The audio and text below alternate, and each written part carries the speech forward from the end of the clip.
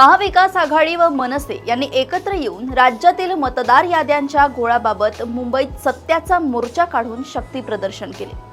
मतदार याद्यांमधील दुबार तिबार मतदार तसेच एकाच निवासस्थानी शेकडो मतदारांची नोंदणी असे असंख्य आक्षेप आहेत, पण त्याची म्हणावी तशी दखल निवडणूक आयोग घेत नाही। जेव्हा लोकशाहीतील कार्यपालिका, विधिमंडळ, न्यायपालिका यांच्याकडून प्रश्न सुटत नाही, तेव्हा शांततामय मार्गाने सरकारच्या विरोधात प्रदर्शन करणे हा लोकशाहीत दिला गेलेला हक्क आहे। मतदार याद्यांमधील घोळ हा ईव्हीएम प्रमाणेच विरोधकांचा केवळ प्रचाराचा मुद्दा आहे का? तर याचे उत्तर नाही असेच आहे। मतदार याद्यांमध्ये घोळ असल्याचा अनुभव अगदी सर्वसामान्य नागरिकांनाही असंख्य वेळा येत असतो। यातील सगळ्यात कळीचा मुद्दा आहे तो एकाच पत्त्यावर शेकडो मतदारांच्या नोंदणीचा। अनेकदा स्थलांतरित परप्रांतीय कामगार हे मुंबई, पुण्यासारख्या शहरांमधून छोट्या खोल्या, झोपड्यांमध्ये राहत असतात।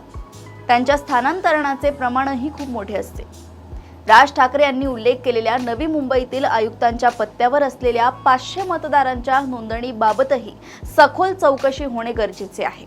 मात्र आयुक्तांच्या सेवेसाठी असलेल्या नोकर मंडळीची गेल्या अनेक वर्षांची ती यादी आहे की ते जाणीवपूर्वक नोंदवले गेलेले मतदार आहेत हे तपासायला हवे।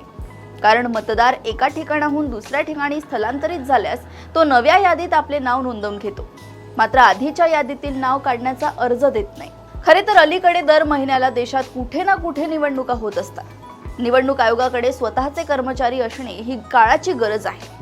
देशातील नागरिकांना आधार कार्ड, निवडणूक ओळखपत्र, पॅन कार्ड, वाहन चालक परवाना अशा 1760 गोष्टी ठेवण्याची जबाबदारी देण्यापेक्षा एका स्मार्ट कार्डवर हे सगळे करणे सहज शक्य आहे।